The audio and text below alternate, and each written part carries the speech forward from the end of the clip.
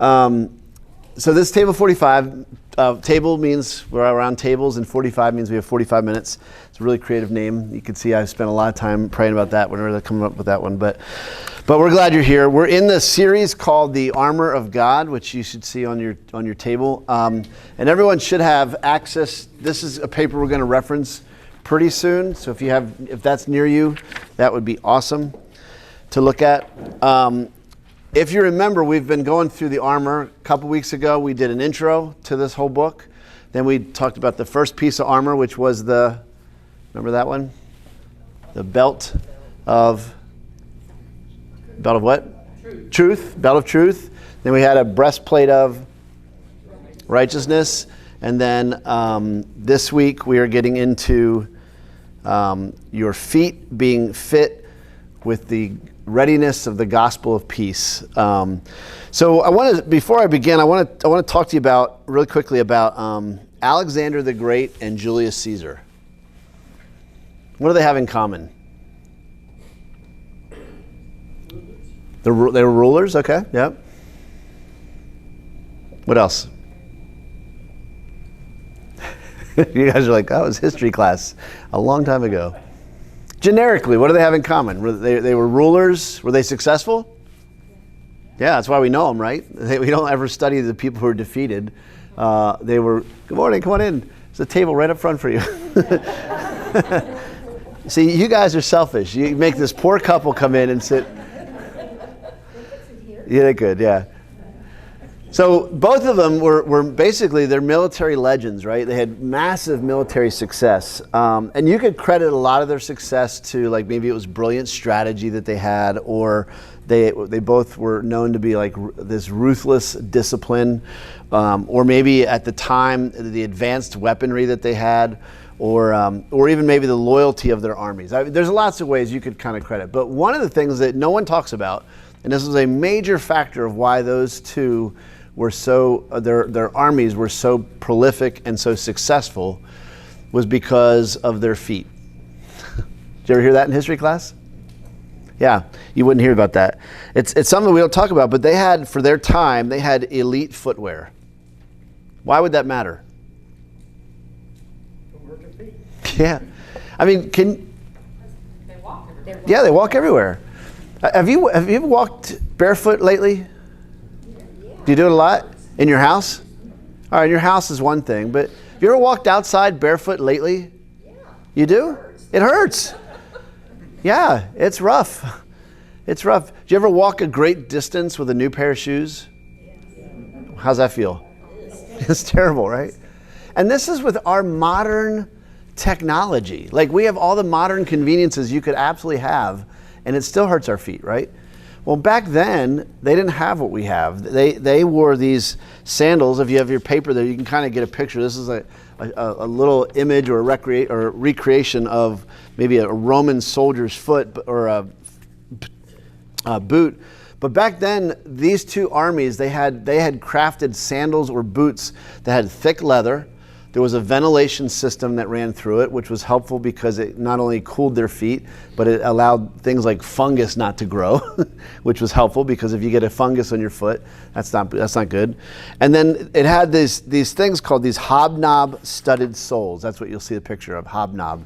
Basically, it's like a little grip, like a modern day cleat. If you ever wear a cleat as an athlete, it helps you grip the ground.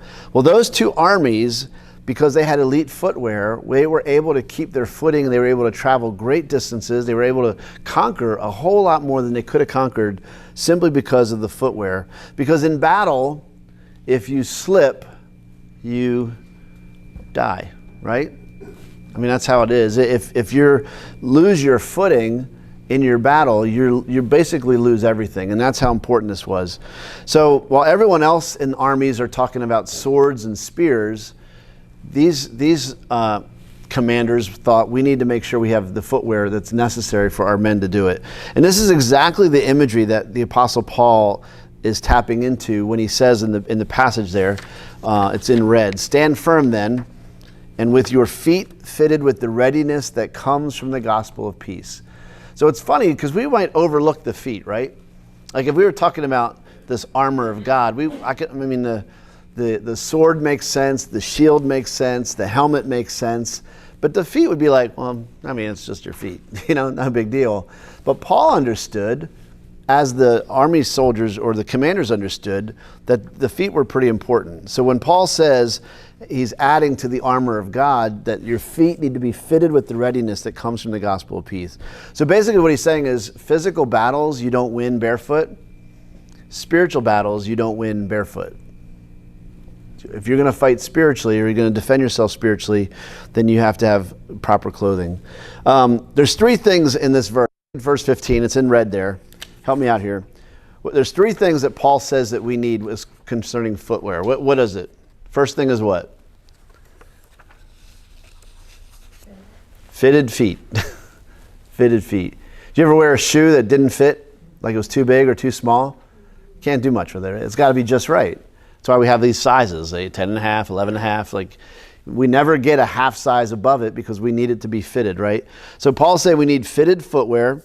He talks about this readiness. That word in the Greek for readiness means a prepared foundation. That's literally what the word is. So he's talking about that. Not only does your foot need to be fitted, but you need to be ready, you need to be equipped, you need to be prepared.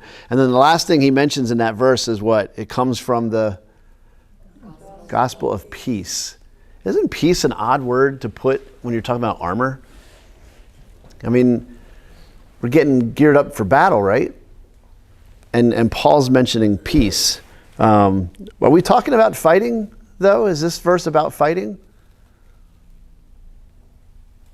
It's not really about fighting, right? It's about what? Resistance. Yeah, it's about defense. It's about making sure you're armored up. Now, we're going to get into the sword. A sword is an offensive weapon, right? Offense. But most of what he's talking about is defense, right? Is making sure we are protected from the attacks, which I think is really instructive to us that sometimes we have, especially today, when we talk about Christianity on a cultural level, we always talk about like we're in this fight, we got a battle. And the imagery that God uses with the Apostle Paul is, well, you're taking more defensive posture. You're not actually trying to fight other people because your fight isn't against other people, is it? So we talked about the first week. Our battle is not against flesh and blood. It's against the rulers and the authorities and the powers beyond that. What's the first three words of verse 14? Stand firm then. So Paul's saying, stand firm then. First week was in truth. Stand firm then. Second week is in your righteousness. Third week, stand firm then in your peace. Now remember, we go back to truth. Whose truth was it? Our truth? God's truth, right? So stand firm in God's truth. Second week, stand firm in whose righteousness? Christ's righteousness, not ours. Third week, stand firm in whose peace? God's peace. God's peace. Remember, he's providing the armor. He's providing all of this for us. And it's important to remember that because I don't know about you, but do you feel like you walk around with a lot of peace in your pocket on a given day? I mean, our peace is under attack, isn't it? And if it was up to us to kind of generate peace, it'd be tough, wouldn't it? You guys saw the venerable monks walking this last month, right? I went and saw them. They walked right past me. Really cool. I love that. I love the message of peace. But this is a peace that's not about like, well, let's take a walk. Let's walk 2,300 miles. And I'm not slamming their mission. I loved what they were trying to do. But God's saying, I have a different type of peace. I have a different level of peace. My peace is able to come in all the circumstances because his peace isn't dependent upon circumstances. And we do this a lot, right? We're at peace when our kids are good. We're at peace when our marriage is fine. We're at peace when the money's coming in and we've got a good job, but we're at peace when our health is good. But God's talking about a peace that transcends all of that. He says, my peace isn't dependent upon any of that. That's why Jesus is able to go on a boat with his disciples who are trained, most of them trained fishermen. They've been on the Sea of Galilee for a long time. They overcome this sea, this storm hits Galilee. And what's Jesus doing? Remember that? Sleeping. He's asleep. He's asleep in the boat. Why?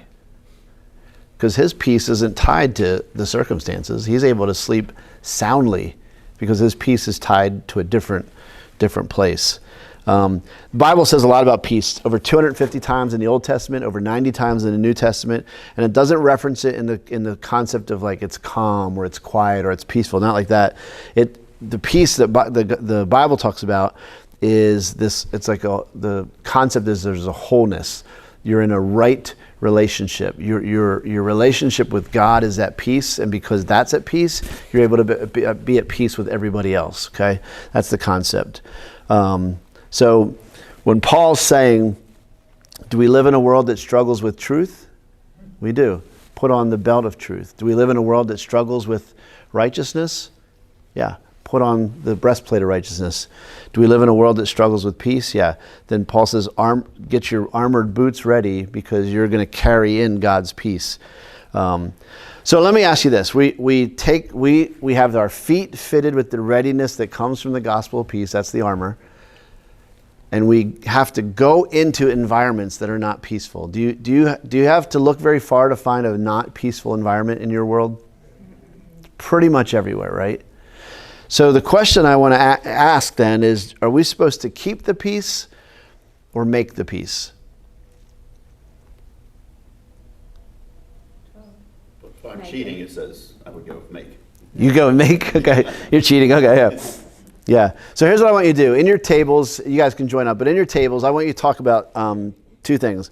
I want you to come up with a working definition of what it means to be a peacekeeper, and then a working definition of what it means to be a peacemaker, and then what's the difference, okay? So peacekeeping, peacemaking, and then what's the difference between the two, okay? So talk about that, and you gather in a group and come up with a working definition. Doesn't have to be long, but a working definition of peacekeeping, peacemaking. What's the difference?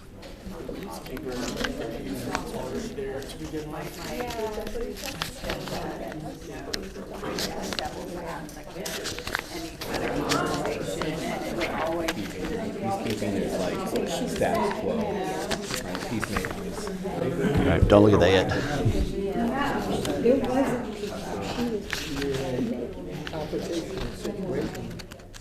She was kind of forcing it.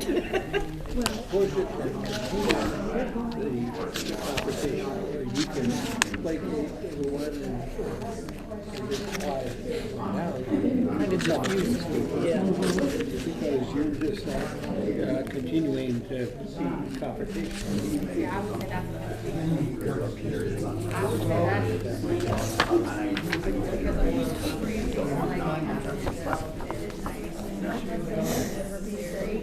you know, That's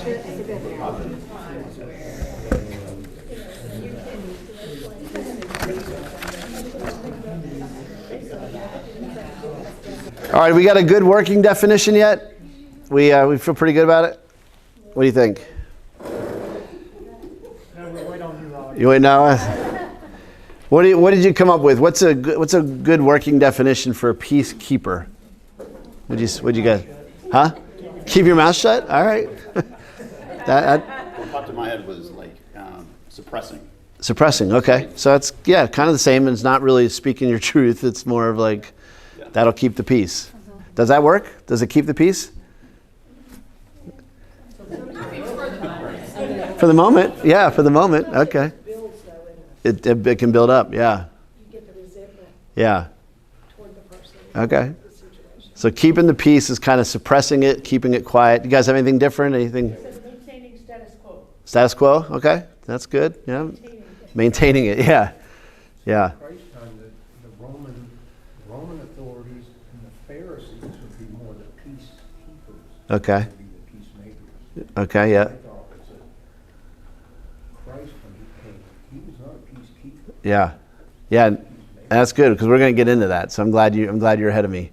You can teach next week. That'd be awesome. That's perfect though. Yeah. Did you have anything to add or peacekeeping?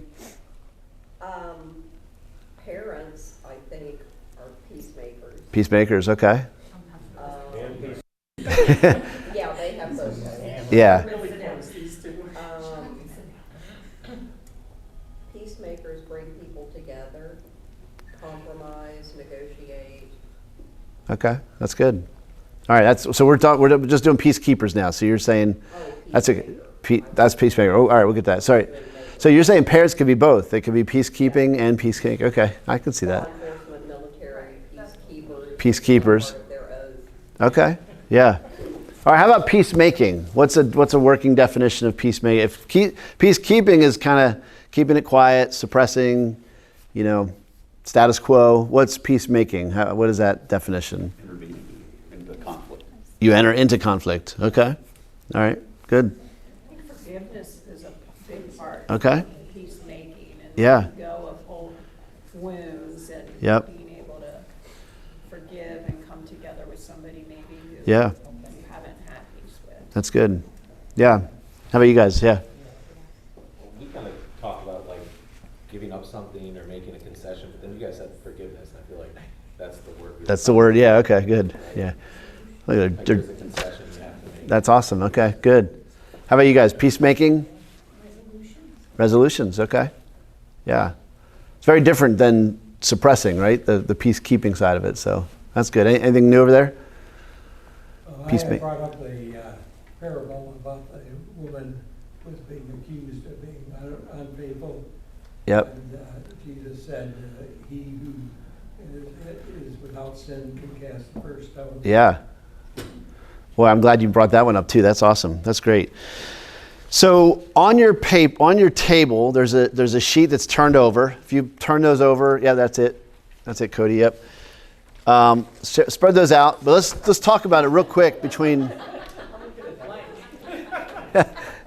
Oh, not that one. Yeah. So we got the difference between a peacekeeper and a peacemaker. But a peacekeeper avoids conflict to keep things comfortable. Does that sound right? That's what we were talking about, right? And a peacemaker engages conflict to make things right. You see the difference? That's a big difference, isn't there? One's trying to just keep things comfortable. The other one wants to make things right. Peacekeeper characteristics: protects comfort, avoids hard conversations, tries to keep things on the surface, fears tension, prioritizes being liked, suppresses truth, says things like, let's just move on, leaves issues unresolved, maintains the illusion of peace, avoids problems, and says whatever needs to be said to keep things easy. Does that resonate for a peacekeeper? Yeah, and you guys were saying a lot of that, right? And then go to the other side, peacemaker. They protect the truth. They lean into hard conversations. They try to get to the root of the issue. They're willing to sit in tension. They prioritize what is right. They speak truth, but in love. They say things like, let's work through this. They commit to finding resolutions. They do the work of peace. They solve problems, and they say whatever needs to be said to make things right. Is there a pretty big difference between peacekeeping and peacemaking? Yeah, there is, isn't there? You can see the value of peacemaking, but why is it that so often we tend to try to keep the peace in our world? It's what? It's easier. It's easier. Show of hands, just curious, how many of you like conflict? Raise your hand if you like conflict. Yeah, that's the problem, isn't it? Is we all are very uncomfortable with conflict. I know in the church setting it's extremely prevalent because you have a lot of people who got into the ministry to serve other people, and we don't want to create conflict. Is there conflict in the church? What? You would be amazed. Yeah. Is there conflict in the families? Is there conflict in our jobs? Is there conflict with our neighbors? What? With what? Oh, your jobs? Yeah. Yeah. You have to retire out of conflict, right? Yeah. I mean, is there conflict virtually everywhere we step? Potential, right? Everywhere. I'm amazed. I mean, I work for a church, and there's conflict all the time here. All the time here. And I see the fluctuation between peacekeeping and peacemaking. Oh boy, we have to have a conversation with someone here. Oh, but that conversation's going to be hard. And that person's connected to a lot of other people that if we get this person upset, they're going to get this whole other group upset. And what do? And we go back and forth going, man, I really want to avoid that conversation. But then if you want to be a peacemaker, I need to lean into that conversation. I really want to say, let's just move on. We don't need to talk about that. But I think I need to say, let's work through this. This is really helpful, I think. And this is kind of the heart of what Paul's talking about. Because when he's talking about getting your feet fitted, he's using an illustration. He's not talking about obviously your actual feet. He's like an illustration of like as you're armoring up, he's trying to think through as he's chained to this Roman soldier, what are the different pieces of armor that this guy has, and how does that apply to the Christian walk? The feet, we need to be fitted with the readiness that comes from the gospel of peace. Peace. Did Paul understand a world of peace? Did he come from a world of peace? Every day Paul was at war or in battle or some sort of conflict. And not just the atheists, or not just the Epicureans, or not just the Pharisees, or not just the Greeks. He was battling people in the church, like literally other people. He had a battle. He had a really hard battle with Peter. You can read about that in the New Testament. They went at each other. I mean, there was some real differences. You see the difference between peacekeeper language and peacemaker language. And then you look at the bottom, what peacekeeping produces and what peacemaking produces. Peacekeeping produces surface harmony, but deeper division. Delayed conflict, but intensified later. Polite relationships, but not honest ones. And then look at the other side. Peacemaking produces real unity. It resolves conflict, and it has honest relationships, not just polite ones. So there's a huge difference there between the two. So back in your small group, we got some time. This is great. So back in your small group, what I'm going to do is I'm going to hand out this piece of paper, and on one side is the before page, and on the other side is the after page. Okay? We're talking about temptation. Paul's sermon's about temptation today. Do not be tempted to turn to the after first, okay? Work through the before. There's some blank parts there, but I want you to come up with in your group, I'm going to give you 4 different scenarios. The first scenario is a woman caught in adultery. The second scenario is the woman at the well. The third scenario is when Jesus restores Peter after Peter denied him 3 times.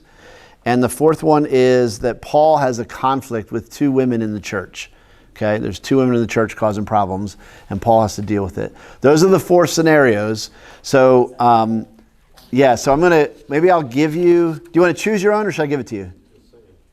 I'll give it to you. Okay, so this table will do the woman caught in adultery. Okay, so and I have the passage there, and I have the bullet points of what's happening. So you don't have to necessarily read the passage if you're familiar with it, but if you want to, you can. And I want you to ask yourself, what would a peacekeeper do in this situation?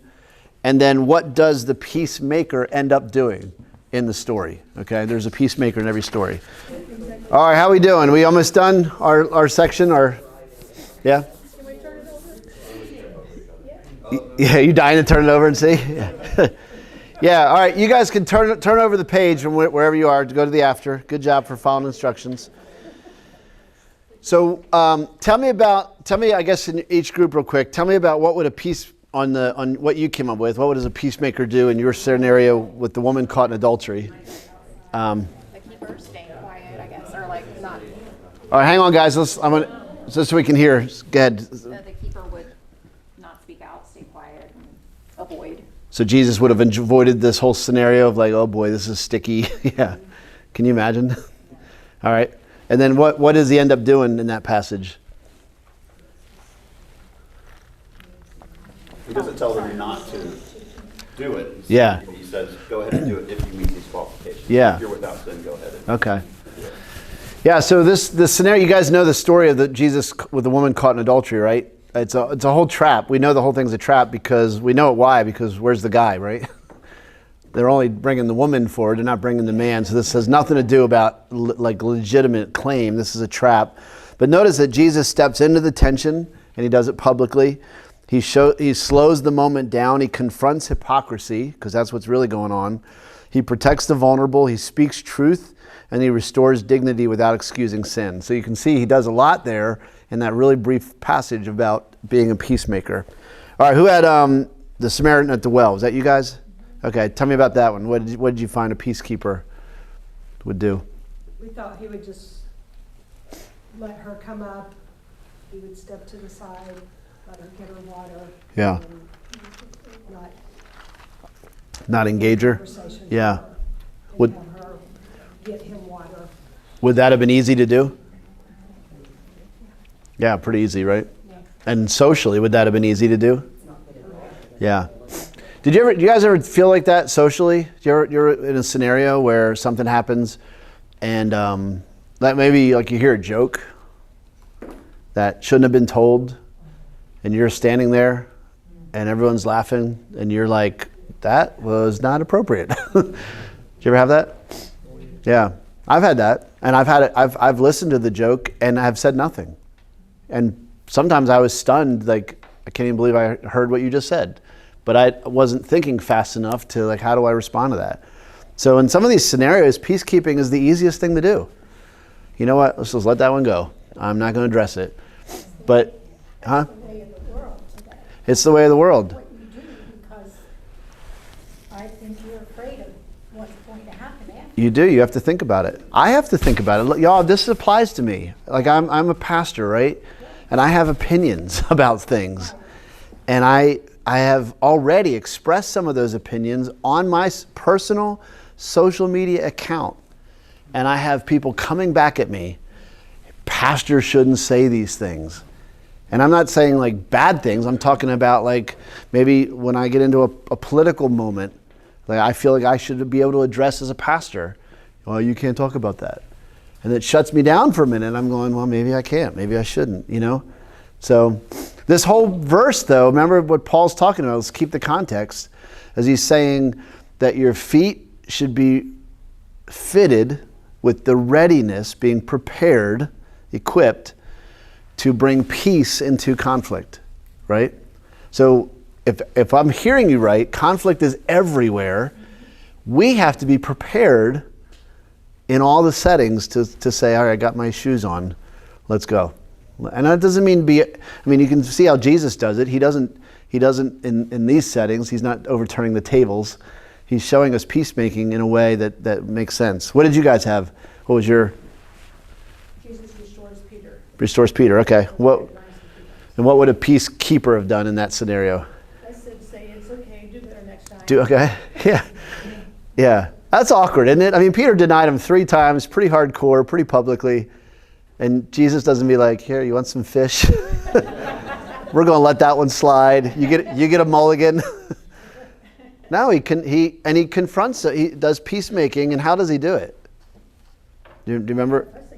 He what? By fussing at him and telling him, I told you this, and you felt him. Yeah. I wanted to say about the fall asleep thing, but that's not really. That's a different one, yeah. Anyway, But Jesus does it in a really powerful way. Peter denies him 3 times, right? And Jesus does what? Three times he asks the same question. What's the question? Do you love me? Do you love me? What could he have said? Why did you deny me? Yeah, you piece of. But he does it in a way that's so grace-filled. Do you love me? And by the 3rd time, Peter is like, oh boy, I see what's happening here. And this is a fair question. But he brought peace, right? What was the last one? It was the church, the ladies in the church. What did you find? What would a peacekeeper do in that situation? Split them up, maybe send one to early service. Okay. That's right. Give them their Hail Marys. All right. They'll do it again. Okay, that's funny. Yeah. Okay, that's good. Yep. It's not a big deal, let's just move on. Yeah. Do you ever see that with little kids? Or maybe you've done it as a parent. I probably have done it. Where kids get in a fight, and you're like, come on, just shake hands. And you just hug it out or whatever. And then, does that work? It's not really peacemaking, is it? It's an attempt at it maybe, but it's really peacekeeping. Because you're not getting to the heart of it, you know? What does Paul do? If you notice with the women, he names the conflict directly, doesn't he? I mean, he doesn't hold back. He's like, we're going to talk about this. Calls both sides to unity, invites help from others, addresses it for the health of the church, and pursues reconciliation, not avoidance.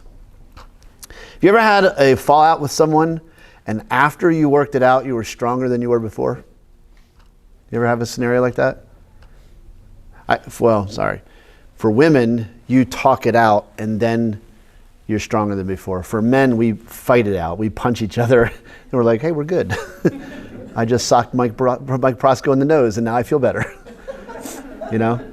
But I mean, it does. There's a strengthening that can occur when you actually work through it. So, remember in the Sermon on the Mount, Jesus says, "Blessed are the peacekeepers." What did he say? Did he say, "Blessed are the peacekeepers"? Blessed are the peacemakers, right? I tricked you. If I say it pastoral enough, you'll be like, "Oh, that's true." I did this, but. Romans 12, Paul says, when it's possible, as far as it depends on who? You. As far as it depends on you, be at peace, live at peace with everyone. And then the writer of Hebrews says, make every effort to live in peace with everyone.